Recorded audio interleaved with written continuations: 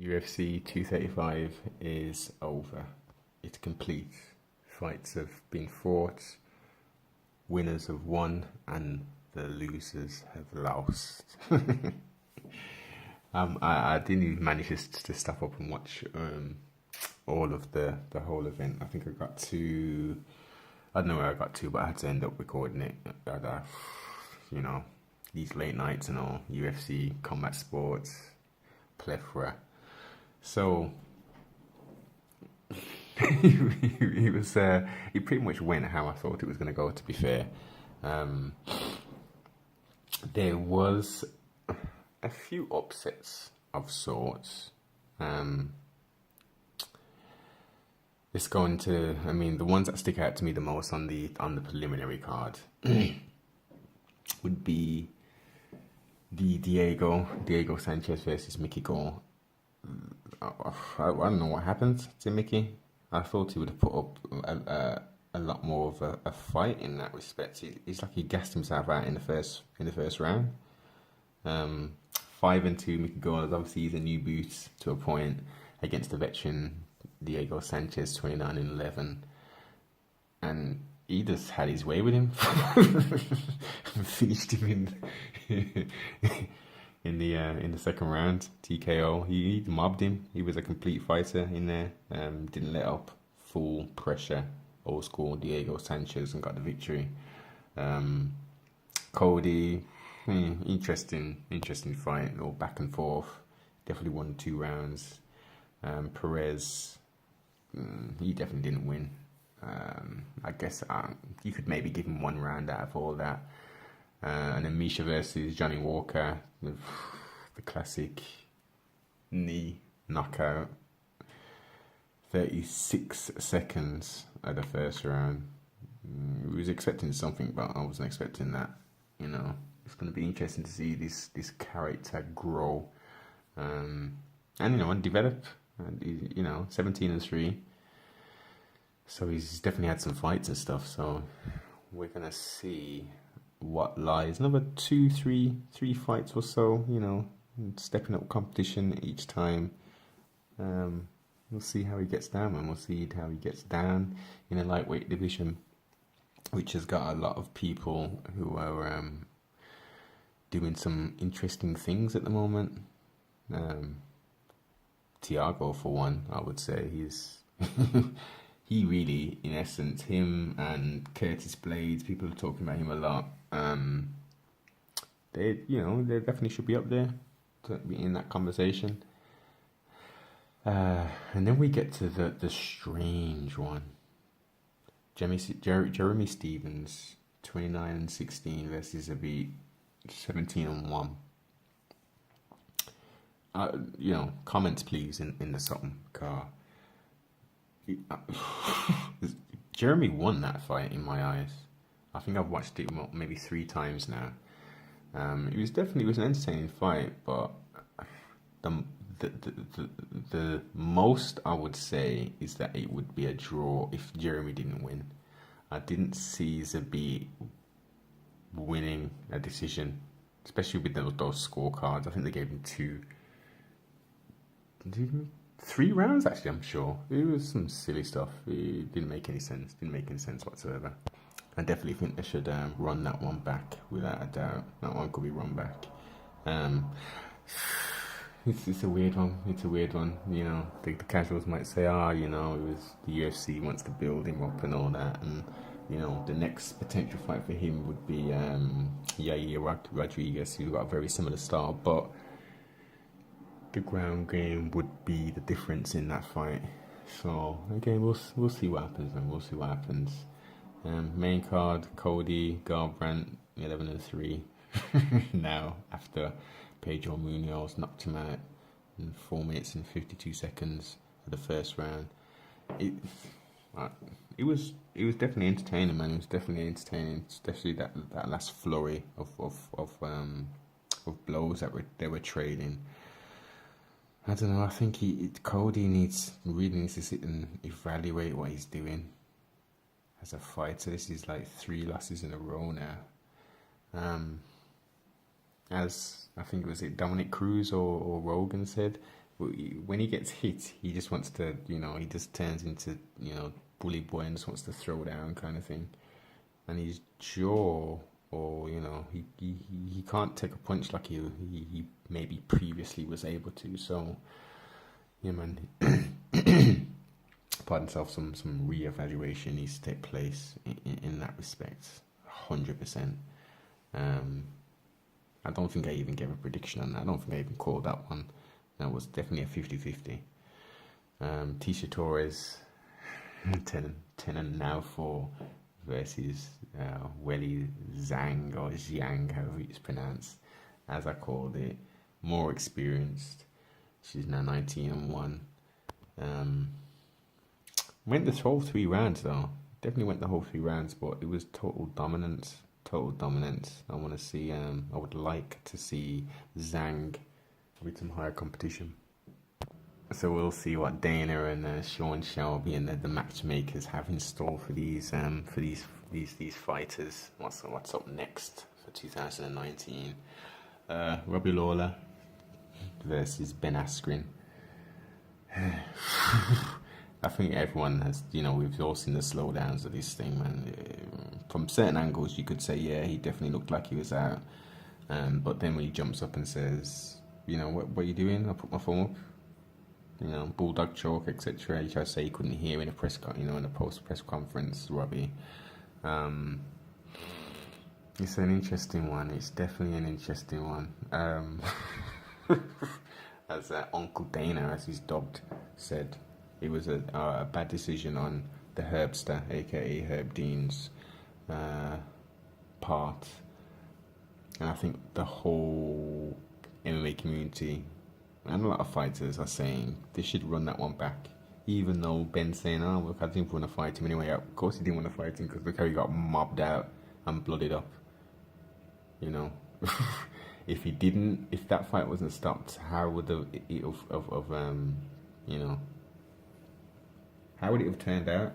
Would Robbie have got up and then mobbed him again, and it would have been over in the first round and he would have got the victory? That potentially could have been the case. Could have been the case. That's why they got to run it back. They got to run that back. It's kind of almost reminiscent to the why you name? I don't even see him no more. The Kevin Lee and Michael Chiasson or something. Very similar to that, man. Very similar to a point.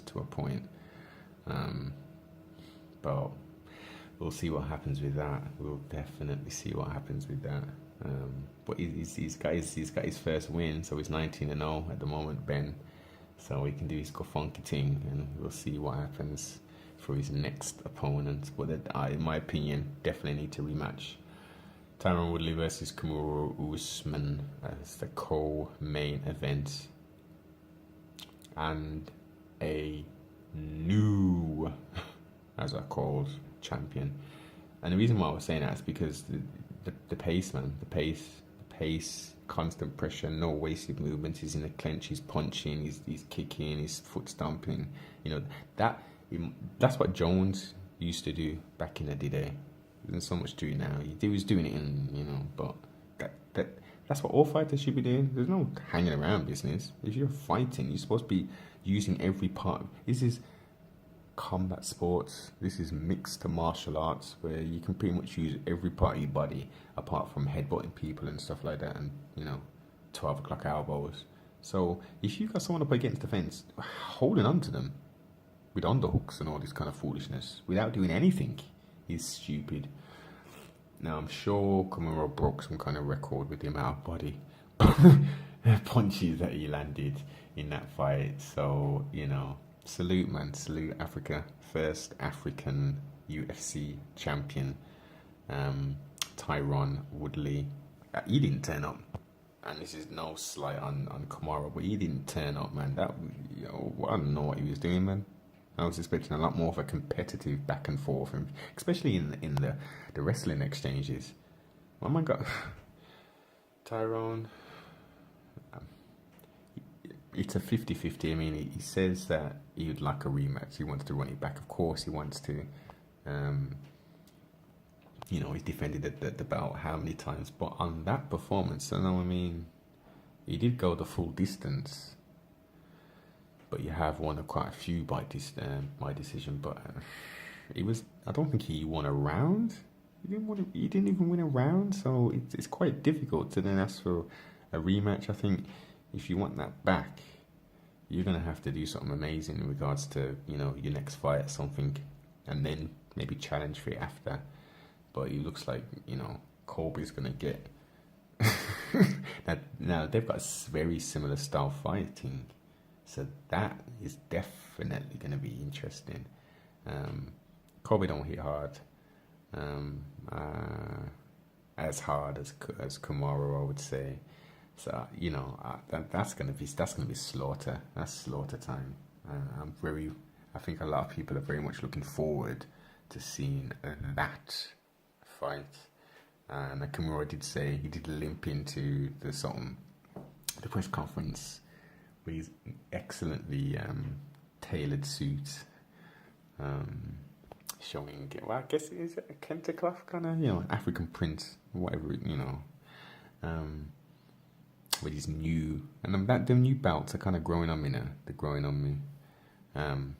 Limped on, and he was saying how he wants to use his name and his position now for good and do some things within his community back home, etc. Set up some foundations, and it's a good thing, man. It's a real good thing. This is the kind of thing that, you know, these are the kind of champions that we need to be having. I mean, Tyron was doing this thing as well in Ferguson. Was it Ferguson? Right. Yeah. So, you know, salute, man. Salute, new champion. Main event, Jones versus Anthony Smith. 2 bits of controversy with the kick and then the knee. You know, is what it is. Anthony, as his name is, Lionheart, didn't bitch out and, you know, take the DQ or nothing like that. Fought on, but again, in the press conference, he's saying he didn't show up, and he didn't look like he showed up. He wasn't offensive. He was just waiting. You know what I mean? Rather than being offensive, he was waiting for, you know, Jones to do his thing, and Jones was just, you know, floating around, spinning back kicks, and, you know, those stomps and teep kicks, and, you know, all kind of different things he was doing, man. It wasn't a stellar performance, but it was domination. It was total domination. I think it would have been better if Anthony Smith just went out on his shield and just stood in the center, pointed into the center and said, "Let's do it." Let's do it, man. Forget the in and out business and touching it. Let's just do it. Let's bang out. You know, invite him into it, like he didn't mind when he when he was up against the fence and there was clinching and stuff, and he was kind of smiling after getting a hit and stuff, and he was saying the biggest hits was those 2 illegal blows. So, you know, 2 people, Tyron and Anthony Smith, entered the octagon, and they mentally was not, you know, the switch wasn't turned on, the engine wasn't, you know, whatever. It wasn't lubricated or whatever, man, but they wasn't how they normally are. And again, that's not to take anything away from the fighters, them. The victors, both champions.